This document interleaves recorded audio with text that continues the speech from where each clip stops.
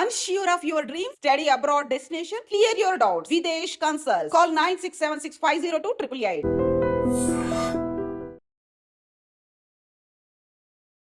అందరికీ నమస్కారం. నేను Swaroopa Potlapalli. Welcome to trending topic.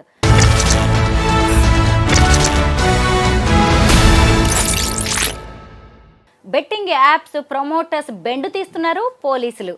Oh common man ఇచ్చిన కంప్లైంట్తో పంజాగుట్ట పోలీసులు 11 మంది ఇన్ఫ్లుయెన్సర్స్ మీద కేసు నమోదు చేశారు. ఇప్పుడు ఆ లిస్ట్లో యాక్ట్రెస్ మంచు లక్ష్మి కూడా చేరిపోయారు. ఆమె ఒక బెట్టింగ్ యాప్ను ప్రమోట్ చేస్తున్న వీడియో నెట్టింట హల్చల్ అవుతోంది. ప్రస్తుతం నాతో పాటు సీనియర్ అడ్వకేట్ లక్ష్మీ కట్టా గారు ఉన్నారు.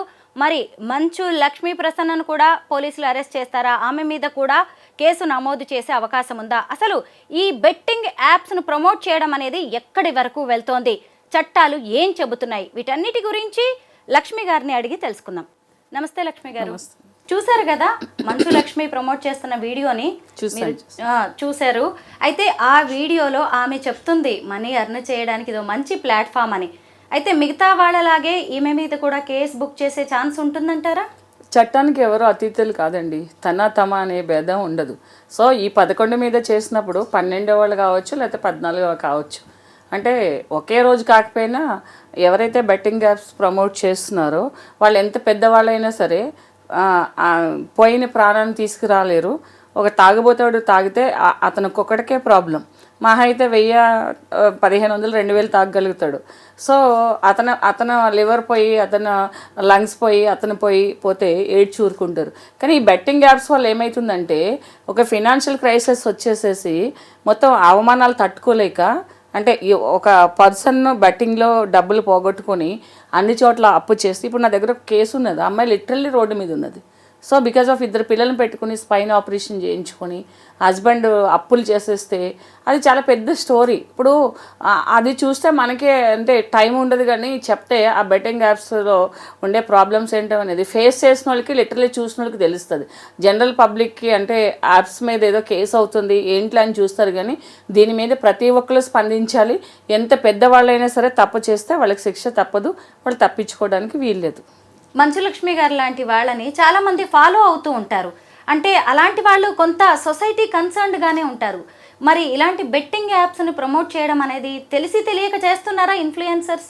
అంటే కొంతమంది తెలిసి తెలియక చేయొచ్చు. అంటే మంచు లక్ష్మిని సమర్థించడం అనేది కాదు. జనరల్గా ఏంటంటే ఆవిడ చాలా సోషల్గా ఉపయోగపడే సామాజిక ప్రయోజనాత్మక కార్యక్రమాలు చాలా చేసినప్పుడు మరి ఇది బై మిస్టేక్లో, అంటే దాని గురించి అంత అవగాహన లేక, ఇంత ప్రాబ్లం అవుతుందని తెలియక ఎప్పుడో ప్రమోట్ చేసి ఉండొచ్చు. కానీ ఎప్పుడు చేసినా ఒకటేంటంటే సెలబ్రిటీస్ ఒక మంచి, ఇప్పుడు మనం ఒక వీడియో చేస్తున్నాము, రేపొద్దున ఎవరో ఒకరు గుర్తుపెడతారు. మనం తప్పు చేస్తే వాళ్ళు మనల్ని క్వశ్చన్ చేస్తారు. మనం అంటే నేను ఒక చిన్న అంటే సెలబ్రిటీ కాకపోయినా ఒక అడ్వకేట్ అయినా ఒక మీడియాలో వస్తున్నప్పుడు అలా ఉంటుంది. అలాంటిది అంత పెద్ద ఫేస్ వాల్యూ ఉన్నవాళ్ళు, అంత బ్యాక్గ్రౌండ్ ఉన్నవాళ్ళు చేస్తే కూడా, తెలియక చేసినా కూడా తప్పే. కాబట్టి దాని పర్యవసానం అనేది ఎవరైనా అనుభవించవలసిందే. ఇప్పుడు పోలీసులు కేసులు బుక్ చేసిన 11 మంది కూడా చూడండి వెల్ నోన్ ఫేసెస్. అసలు విష్ణుప్రియ ఏంటి, సుప్రీత, టేస్టీ తేజ, యాంకర్ శ్యామల, రీతు చౌదరి, అసలు అజయ్, భయ్యా, సన్నీ యాదవ్ ఏంటి, వీళ్ళంతా ఎంత ఇన్ఫ్లుయెన్సర్స్ అంటే వాళ్ళు ఏదన్నా చెబుతుంటే మీలాంటి వాళ్ళు, నాలాంటి వాళ్ళు అందరూ వింటారు. అలాంటిది బెట్టింగ్ యాప్స్ అనేది వీళ్ళు ప్రమోట్ చేయడం వల్ల సమాజానికి ఎంత నష్టం? యాక్చువల్లీ ఏంటంటే అండి, కొంతమంది ఉన్నారు, కొంతమంది అమ్మాయిల పేర్లు చెప్పారు మీరు, ఒకళ్ళిద్దరు పేర్లు మర్చిపోయారు. వాళ్ళని ఇన్ఫ్లుయెన్సర్స్ అంటే నేను ఒప్పుకోను. నాలాంటి వాళ్ళు ఒప్పుకోరు. మేబీ ఒక యూత్ కానీ, లేకపోతే ఒక అంటే రిలేటెడ్ ప్రొఫెషన్ వాళ్ళకి వాళ్ళు ఇన్ఫ్లుయెన్సర్స్ అవ్వచ్చు. కానీ కొన్ని చూస్తుంటే కనుక స్క్రీన్ మీద వాళ్ళు ఇన్ఫ్లుయెన్సర్ అంటే నేను ఒప్పుకోను. మేబీ వాళ్ళకి ఫేమ్ వచ్చి ఉండొచ్చు కొన్ని విషయాల్లో. దేన్ని ఇన్ఫ్లుయెన్స్ చేస్తున్నారు అనేది కూడా ఒకటి చాలా ఆలోచించాలనేది కూడా. మేబీ వాళ్ళకి టాలెంట్ ఉండొచ్చు, టాలెంట్ ఉపయోగించుకోవచ్చు.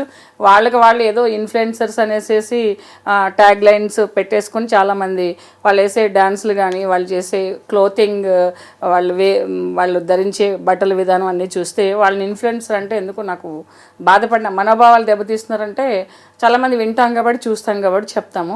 సో మేబీ ఇన్ఫ్లుయెన్సర్సే కావచ్చు.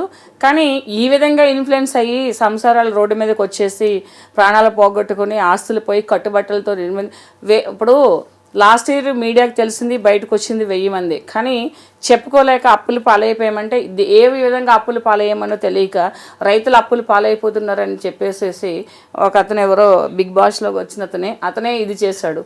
అంటే రైతుల కోసం పాటుపడి రైతుల యొక్క ఏంటంటే సంక్షేమం కోసము ఒక వీడియోస్ చేస్తూ వాళ్ళు ఇన్వెస్ట్మెంట్ పెట్టి వాళ్ళ అప్పులు పాలైపోతున్నారు, వాళ్ళకి నేను రోల్ మోడల్గా ఉండాలి, వాళ్ళ కోసం నేను ఫైట్ చేస్తున్నానని చెప్పి, కానీ కుటుంబాలే రోడ్డు మీదకి రావడానికి ఇన్ఫ్లుయెన్సర్గా వీళ్ళు చేసే విధానం చూస్తే అసలు ఎవరో ఇప్పటికే గవర్నమెంట్ లేట్ చేసింది.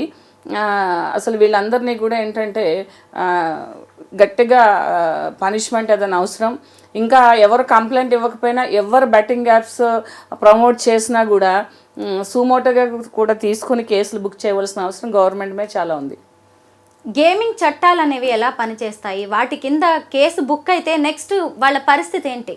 ఇప్పుడు ఎవరైనా గేమింగ్ చట్టాల కింద ఇప్పుడు ప్యాకెట్ ఆడి ప్లేయింగ్ కార్డ్స్ ఆడి వాళ్ళ 1500-1000 రూపాయలతో దొరికితేనే వాళ్ళని కేసులు బుక్ చేయడము, వాళ్ళని కొన్ని సందర్భాల్లో అరెస్ట్ చేయడము, అంటే వాళ్ళు అక్కడ వైల్డ్గా బిహేవ్ చేసినప్పుడు పారిపోవడం చేసినప్పుడు పట్టుకోవడం అని జరుగుతుంటాయి.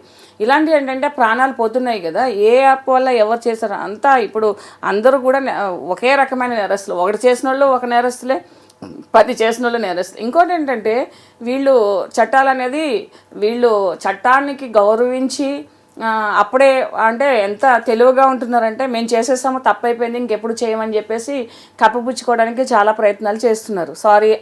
సారీ అనే ఒక మాటతో నేరాలు అనేవి కప్పిపుచ్చుకోవాలంటే ప్రతి ఒక్కళ్ళు అసలు కోర్టులు ఉండొద్దు, అడ్వకేట్స్ ఉండొద్దు, పోలీస్ డిపార్ట్మెంట్ కూడా ఉండకూడదు. ఏదైనా తప్పు చేస్తే సారీ అని చెప్పేస్తే కూడా మీ స్వలాభం కోసము, మీ వ్యక్తిగత ప్రయోజనాల కోసము, మీ లావిష్నెస్ కోసము మీరు కష్టపడి వర్క్ చేసుకుని దానికి రెమ్యునేషన్ ఉంటే పర్వాలేదు. ఎవరో మిమ్మల్ని ఈజీగా మీరు డబ్బులు సంపాదించుకుంటూ వేరొకరికి ఈజీగా సంపాదించమని రాంగ్ గైడెన్స్ ఇస్తూ, రాంగ్గా ఇన్ఫ్లుయెన్స్ చేస్తూ వాళ్ళని ఇచ్చేస్తున్నారు. డెఫినెట్గా ఏంటంటే చట్టం తలుచుకుంటే ఏదైనా చేసుకోవచ్చు. గేమింగ్ యాక్ట్ ప్రకారం ఏంటంటే వీళ్ళకి సివియర్ పనిష్మెంట్ ఉంటుంది. ఒక పోలీస్ డిపార్ట్మెంట్ తలుచుకుంటే వీళ్ళని అరెస్ట్ కూడా చేయొచ్చు.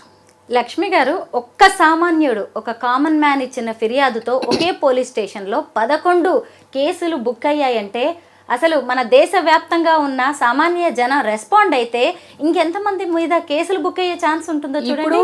ఎప్పుడు మనం చెప్తూ ఉంటామండి మన వీడియోస్ ద్వారా, అంటే లిటరసీ అనేది డెవలప్ చేయాలనేది మనం వీడియోస్ చేస్తాం. అంటే ఒక సబ్జెక్టు గురించి కానీ, ఒక ప్రాబ్లం గురించి కానీ ఎడ్యుకేషన్ ఉండాలి. Education in the sense not only book is knowledge. Education means ఏదైనా ఒక దాని మీద రెస్పాండ్ అవ్వటం అనేది. ఎప్పుడు కామన్ మ్యాన్సే ఒక రిజల్యూషన్స్ తీసుకొస్తారు, రెవల్యూషన్ తీసుకొస్తారు, ఒక సివిలైజేషన్ డెవలప్మెంట్కి కూడా వీళ్ళే కారణం అవుతారు, కామన్ మ్యాన్. ఎందుకంటే గొప్ప వాళ్ళకి ఇలాంటి విషయాల మీద ఎవరో చచ్చిపోయారు, ఎవరో రోడ్డు మీదకి వచ్చేసారు, ఎవరో నాశనం అయిపోతున్నారు సమాజం అనే దాని మీద వాళ్ళకి దృష్టి పెట్టడానికి అంత టైం ఉండదు. ఎందుకంటే వాళ్ళ కెరియర్, వాళ్ళ బిజినెస్లు, వాళ్ళు ఫైనాన్షియల్ ఇది వాళ్ళు చూసుకోవడం ఉంటుంది. కానీ కామన్ మ్యాన్ గురించి పట్టించుకుని సొసైటీలో ఏం జరుగుతుందనే తీరిక వాళ్ళకి ఎక్కడ ఉంటుందండి? మీరు ఏ చరిత్రలో ఏ ఇష్యూ చూడండి కామన్ మ్యాన్ వల్ల వస్తుంది. So hats up to them. ఎందుకంటే అందరూ రెస్పాండ్ అవ్వాలి, ఒక సోషల్ రెస్పాన్సిబిలిటీ తీసుకుని ఇలాంటి ఇష్యూస్ మీద. అంటే నేను చెప్తా, కొంతమంది రీల్స్ మీద కూడా, కొంతమంది చేసే వీడియోస్ మీద కూడా, యూట్యూబ్లో కూడా ఇలాంటి ఫర్దర్గా రిస్ట్రిక్షన్స్ వస్తే సమాజం కొంత బాగుపడుతుంది. టీఎస్ఆర్టీసీ ఎండీగా ఉన్న సీనియర్ ఐపీఎస్ అధికారి వీసీ సజ్జనార్ గారు ఈ బెట్టింగ్ యాప్స్ మీద ట్వీట్స్ చేసే వరకు కూడా ఎవరు పట్టించుకోలేదు. చూసారా, ముందుగా లోకల్ బాయ్ నాని అనే అబ్బాయి మీద ఆయన రెస్పాండ్ అయ్యారు. తర్వాత భయ్యా సన్నీ యాదవ్, ఆ తర్వాత చూసినప్పుడు హర్ష సాయి అనే వాళ్ళ మీద ఆయన ట్వీట్స్ చేసి సంబంధిత పోలీసులకి, ఆ స్టేట్స్ పోలీసులకు కూడా ఆయన ట్యాగ్ చేయడం అనేది జరిగింది.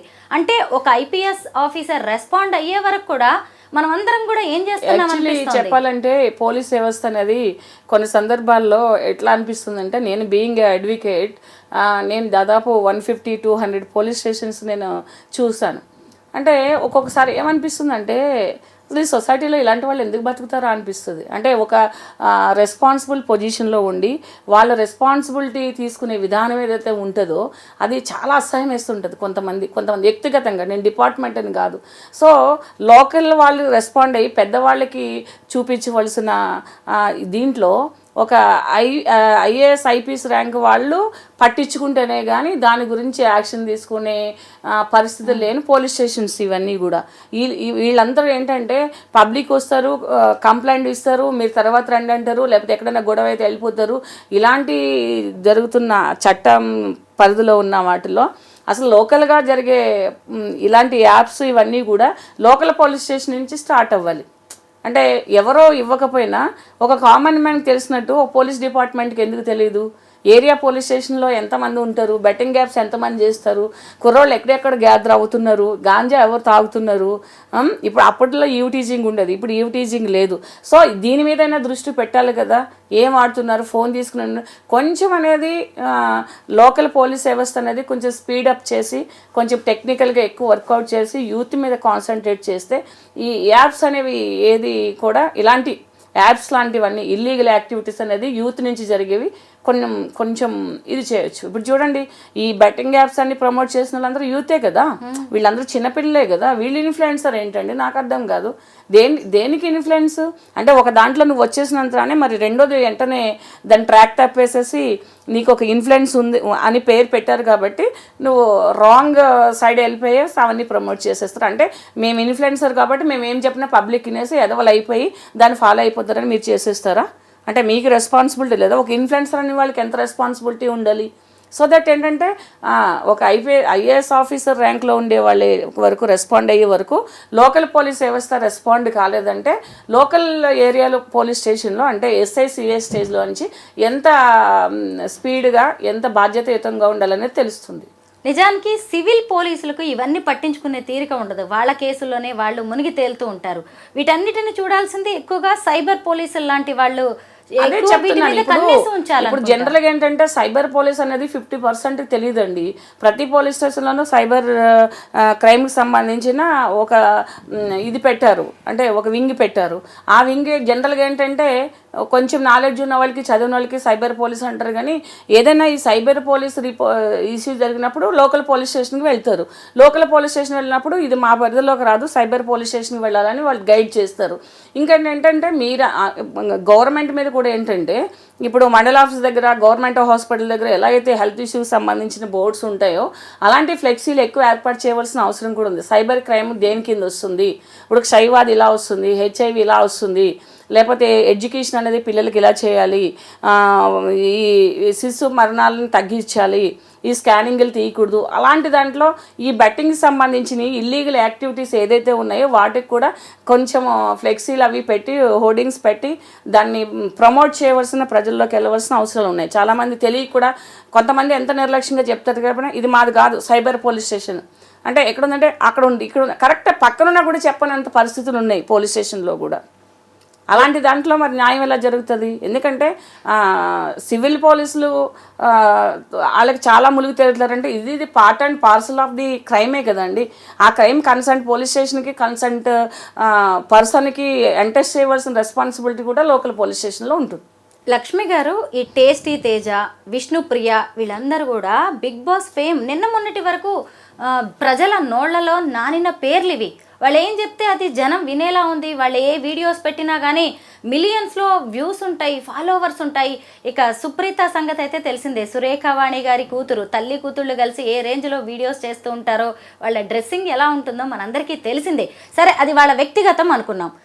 వాళ్ళ వ్యక్తిగత విషయాలు పెట్టినప్పుడు జనం అంతా ఫాలో అవుతున్నప్పుడు అందులోనే సందట్లో సడేమియా అన్నట్టుగా ఇలాంటి బెట్టింగ్ యాప్స్ను సుప్రీత ప్రమోట్ చేస్తున్నారు.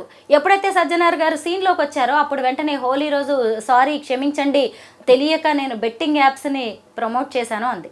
సారీ చెప్పినా కానీ వదిలిపెట్టట్లేదు. రోడ్డు మీద వెళ్తుంటే ఎవరైనా బట్టలు చింపేసి లేకపోతే జుట్టు పట్టుకు లాగేసి లేకపోతే కార్లోంచి బయటకు లాగేసి చేసి సారీ తప్పైపోయిందంటే ఊరుకుంటామా ఎవరమైనా? ఇప్పుడు ఏంటంటే బిగ్ బాస్ ఫేమ్లో అని మీరు అంటున్నారు. అదే మీరు రీసెంట్గా ఒక న్యూస్ చూసారో లేదో, అది ఎంతవరకు నిజమో తెలియదు. నాగార్జున గారు నేను ఇంకా ఇది రాను, వేరొకళ్ళు ఎవరో విజయ్ దేవరకొండ ఎవరో వస్తారని అనే ఒక న్యూస్ చూసాను నేను. ఈ బిగ్ బాస్ మీద చాలామందికి వ్యతిరేకత ఉంది. ఎంతమంది అయితే బిగ్ బాస్ని ఫాలో అవుతారో అంతకు రెట్టింపు బిగ్ బాస్ మీద నెగిటివ్ ఇంప్రెషన్. షో మీద కాదు, ఆ షోలోకి వెళ్ళే మనుషుల మీద, వాళ్ళు చేసే పనుల మీద, వాళ్ళ డ్రెస్సింగ్స్ మీద, అందులో అంటే నేను ఒక 2-3-4 వరకు కొంచెం ఫాలో చేసా. తర్వాత నుంచి ఏంటంటే దాని మీద వాళ్ళు వేసే డ్రెస్ సెన్స్ కానీ, వాళ్ళ యొక్క బిహేవియర్ కానీ, వాళ్ళు యూస్ చేసే లాంగ్వేజ్ అంటే వే ఆఫ్ ప్రజెంటేషన్ కానీ నచ్చక ఇది చేశారు వాళ్ళు. ఇప్పుడు మీరు అన్నారు వాళ్ళ డ్రెస్ సెన్స్ వాళ్ళు ఇది అంటే, ఒక ఇన్ఫ్లుయెన్సర్గా ఉన్నప్పుడు కొన్ని రెస్పాన్సిబిలిటీస్ ఉంటాయండి. అంటే సెలబ్రిటీస్ అని ఎవరి కాళ్ళు చెప్పుకుంటారు, మేము సెలబ్రిటీస్ అని చెప్పేసేసి. ఆ సెలబ్రిటీకి కూడా కొన్ని రెస్పాన్సిబిలిటీస్ ఉన్నాయి. ఎందుకంటే మిమ్మల్ని అందరూ ఫాలో అవుతారు కాబట్టి మీ డ్రెస్ నుంచి, మీ మీ మాట నుంచి, మీ బాడీ లాంగ్వేజ్ నుంచి చాలామంది నేర్చుకుంటారు. ఇప్పుడు యాప్స్ అదే కదా. సో దట్ ఏంటంటే అది మర్చిపోయి కొంతమంది బిహేవ్ చేస్తున్నారు. వ్యక్తిగతంగా కూడా ఇన్ఫ్లుయెన్స్ ఉంటుంది. ఇప్పుడు అమ్మాయిలు కూడా అలాంటి డ్రెస్సులు వేసుకోవాలనుకుంటారు, లేకపోతే అమ్మలు కూడా అలాంటి డ్రెస్సులు వేసుకోవాలనుకుంటారు. ఎందుకు ఉండదు? మా జీవితం మాకు ఇష్టము, మా జీవితం మేము అనుభవిస్తాము, మా ఇష్టం వచ్చినట్టు మేము బ్రతుకుతాము, మేము షోలు చేస్తే మీరు చూడకండి, మేము రీల్స్ చేస్తే మీరు చూడకండి అంటే కాదు. సొసైటీలో ఉన్నప్పుడు you have follow the sum ethics and rules. కాబట్టి అది వ్యక్తిగతమే కావచ్చు, మన వ్యక్తిగతంగా ఎవరిని చేయట్లేదు పేరు పెట్టి. సో ఇన్ఫ్లుయెన్సర్గా లేకపోతే సెలబ్రిటీగా ఉన్నప్పుడు అవన్నీ పాటించవలసిన అవసరం ఉంటుంది. ఇంకోటి ఏంటంటే ఇవాళ రేపు జనరేషన్ అంతా కూడా చాలా స్మార్ట్ ఉన్నారు స్వరూప్ గారు. అంటే వాళ్ళ యాక్టింగ్ అనేది స్క్రీన్ మీదో లేకపోతే మనుషుల మధ్య కాదు, నిజ జీవితంలో కూడా. అంటే ఒక పక్క మనిషితోటి ఇది చేయడం కాదు, నలుగురు చూస్తున్నప్పుడు కూడా లైఫ్లో యాక్టింగ్స్ అనేవి కామన్ అయిపోయి, రియాలిటీ అనేది ఎక్కడ లేదు. అంటే ఈ కేసులు బుక్ అవుతాయి, ఈ కేసులు ఇలా మన మీదకి వస్తుంది, జనాలు మనల్ని చీ కొడతారు ఇలా చేయడం వల్ల అని చెప్పేసి ప్రివెంటివ్గా వచ్చేసేసి సారీలు చెప్పేస్తున్నారు. ఇప్పుడు నేను ఇందాక చెప్పింది అదే. ఎవరైనా ఒక కామన్ మ్యాన్ వెళ్ళి మనల్ని ఏదైనా ఫిజికల్గా ఇంజురీ చేసో లేకపోతే ఓరల్గా వెర్బల్గా హర్ట్ చేసో లేకపోతే అలాంటి ఇష్యూస్ అయితే అప్పుడు సారీ చెప్పేస్తే ఊరుకుంటారా? ఊరుకోరు ఎవరు కూడా. అది మొలెస్టింగ్ డామేజ్ చేస్తారని పెద్ద ఇష్యూ అవుతుంది. మరి ఇప్పుడు మీరు యాప్స్ చేసి ఇవి ప్రమోట్ చేసి జీవితాలే నాశనం అయిపోయారు, మనుషులే చచ్చిపోయారు. ఎంతమంది మనుషులు చనిపోయారు అనేది మీరు ఏమైనా ఆన్సరబుల్ వాళ్ళకి? మీరు ఇంతమంది ఇప్పుడు సపోజ్ ఒక 50 మంది బెట్టింగ్ యాప్స్ చేశారండి, ఆ యాప్స్ వల్ల 1000 మంది చనిపోయారు. 1000 మంది రెస్పాన్సిబిలిటీ మీరు తీసుకుంటారా? 1000 మంది ఫ్యామిలీస్ రెస్పాన్సిబిలిటీ మీరు తీసుకుంటారా? ఇంట్లో ఒక మనిషి చనిపోయారు అంటే 1000 మంది ఇంటూ 4 వేసుకుంటే ఎంతమంది మీకు రెస్పాన్సిబిలిటీ తీసుకోవాలి? ఆ సోషల్ రెస్పాన్సిబిలిటీ మీరు ఎందుకు మర్చిపోయారు? మీరు ఏది పడితే అది చేసిస్తారా? సో దిస్ ఏంటంటే మీ వ్యక్తిగతమైన బాధ్యతలను మర్చిపోయి చేసే వాటికి ఇప్పుడు మీరు సామాజిక పరంగా కానీ, న్యాయపరంగా కానీ, చట్టపరంగా కానీ పనిషబుల్, దానికి మీరు అర్హులు. ఈ బెట్టింగ్స్ వలలో పడి గతేడాది తెలంగాణలో 1000 మంది ఆత్మహత్యలు చేసుకున్నారంటే చిన్న విషయమా? అంటే ఇప్పుడు సజ్జనార్ గారు లాంటి వారు బయటకు వచ్చేసి దీని మీద ఒక వాయిస్ రైజ్ చేయబట్టి ఇవన్నీ తెలుస్తున్నాయి, లేకపోతే ఇంకెంతమంది ఏమైపోవాలి అసలు? అయితే ఇక్కడ లక్ష్మి గారు ఇంకొక విషయం ఉంది. ఒక కామన్ మ్యాన్ వచ్చేసి ఒక కంప్లైంట్ చేస్తేనే ఇంతమంది సెలబ్రిటీస్ రేపు ఊచలు లెక్క పెట్టాల్సిన పరిస్థితి వచ్చింది. అలా అందరూ వచ్చి కంప్లైంట్ చేసే పరిస్థితి లేకపోవచ్చు, కానీ మనకంటూ సామాజిక బాధ్యతగా ఇలాంటి వీడియోస్ చూసినప్పుడు రిపోర్ట్ కొట్టచ్చు. అలా కూడా టెక్నికల్ గా కూడా మనం అది చేస్తున్నాం. ఇప్పుడు జనరల్గా ఏంటంటే వ్యక్తిగత బాధ్యత అనేది ఎలా ఉంటుందనంటే, సపోజ్ ఇప్పుడు ఇంటి పక్కలో ఇంటి ఎదురులో ఎవరో ఇప్పుడు జనరల్గా ఇది చేస్తారు, వాళ్ళే నష్టపోతారు. వాళ్ళు నష్టపోయినా కూడా రారు. ఎందుకంటే మనకెందుకు అనేది, మనం యాప్ని మేము పెట్టాము, నిన్ను అందులో పార్టిసిపేట్ చేయమనలేదు, ఆ యాప్ని యూజ్ చేయమనలేదు అంటారని కొంతమంది భయపడుతూ ఉంటారు. కానీ తెలియవలసింది ఏంటంటే జనరల్గా తప్పు చేసినోడే కాదు, చేయమని చెప్పేవాడు కూడా చట్టపరంగా శిక్షార్హుడు. అంటే యాప్ని ఇది చేసి వాళ్ళు నష్టపోయిన విక్టిమ్గా వస్తారు. యాప్ని ఫాలో చేసుకుని మీరు 10 రూపాయలు పెట్టి 100 రూపాయలు సంపాదించండి, 100 రూపాయలు పెట్టి 1000 రూపాయలు సంపాదించండి, ఈజీ ఎర్నింగ్ అని అంటే మనుషులను సోమారిపోతులు చేయడము, లేదా దొంగతనం చేయమంటాము, దొంగ డబ్బులు తీసుకోమంటాము. అది ఎంత నేరం? అది ఎందుకు ఇచ్చేస్తారండి? ఒక నెలంతా పని చేస్తే సర్వెంట్కి మనం 2000 ఇవ్వడానికి మనం ఆలోచిస్తాము. నువ్వు 10 రూపాయలు పెట్టేస్తే 100 రూపాయలు ఎందుకు ఎవడో ఇచ్చేస్తాడు నీకు? అది కూడా ఎక్కడో హవాలా డబ్బులు లాంటివి, అంత బిజినెస్ కదా. ఆ అవేర్నెస్ అనేది పబ్లిక్లో లేదు కాబట్టి ఫస్ట్ అది తప్పు అనేసి చాలామందికి కూడా తెలీదు. ఈ యాప్స్ ఉంటాయనేసి కూడా ఏంటంటే ఇలాంటి ఈజీ ఎర్నింగ్స్ వాళ్ళే దాన్ని సెర్చ్ చేస్తారు. ఇప్పుడు మర్డర్ చేసేవాడు మర్డర్ కోసం సెర్చ్ చేస్తాడు, ఎలా చేయాలి, ఎలా పట్టుకోవాలి అని చెప్పేసేసి. అలాగే ఏంటంటే ఈ యాప్స్ అనేది ఎలా ఉంటుందంటే యూత్ మీద చాలా ప్రభావం ఉంటుంది. దాదాపు దీన్ని ఏంటంటే ఒక 20 years 16-17 years పిల్లలు కూడా ఈ యాప్స్ మీద పడుతున్నారు, రకరకాల యాప్స్ మీద పడుతున్నారు. దీనికి ఏంటంటే అవేర్నెస్ అనేది చాలా అవసరం పబ్లిక్లో. కామన్ మ్యాన్కి తెలియాలి ఏదైనా కూడా, ఏది తప్పో ఏది మంచో కామన్ మ్యాన్కి తెలిసేలాగా ఈ మీడియా కానీ లేకపోతే ఈ ప్రభుత్వం కానీ కొన్ని చర్యలు తీసుకోవాలి. లక్ష్మి గారు, మనం ఇప్పటి వరకు బెట్టింగ్ యాప్స్ను ప్రమోట్ చేస్తున్న ఇలాంటి సెలబ్రిటీస్ గురించే మాట్లాడుకుంటున్నాం. కానీ ఈ బెట్టింగ్స్ వలలో పడకుండా మనకి మనం స్వీయ నియంత్రణ ఎలా పాటించాలి, మన పిల్లలు ఆ ట్రాప్లోకి వెళ్లకుండా తల్లిదండ్రులు ఎలాంటి జాగ్రత్తలు తీసుకోవాలి? ఇంకోటి చెప్పనండి, తల్లిదండ్రులకి మనలాంటి వాళ్ళు వీడియో చేస్తే చూసే తీరిక లేదు. రియల్లే చెప్తున్నా. ఇప్పుడు ఎవరు వాలంటరీగా చేస్తున్నారు, ఎవరు పబ్లిక్ కోసం చేస్తున్నారు, అడ్వకేట్లు కానీ సైకాలజిస్టులు కానీ లేకపోతే ఈ మోటివేటర్స్ కానీ ఎందుకు వచ్చి టీవీల ముందుకు చెప్తున్నారు అనేది జనాలకు వాళ్ళు ఆలోచించరండి. విష్ణుప్రియ డ్యాన్స్లు వేస్తే చూస్తారు, లేకపోతే ఎవరైనా డ్రెస్సులు వేస్తే చూస్తారు. వీళ్ళు వాళ్ళ వయసే చిన్న వయసు, జీవితం గురించి అవగాహన లేని వయసు. ఈ ఇన్ఫ్లుయెన్సర్స్ అనే వాళ్ళు ఎవరున్నారో వాళ్ళకి లక్షలు యూస్ వస్తాయి. మీ పిల్లల గురించి జాగ్రత్తలు తీసుకోండి. సోషల్ మీడియాలో వచ్చే యాప్స్ అనేవి మీ మొబైల్లో డౌన్లోడ్ అవ్వకోకుండా లాక్స్ పెట్టండి. పిల్లల్ని అబ్జర్వ్ చేయండి, ఏది మంచో చేసో మీరు తెలుసుకోండి ఫస్ట్.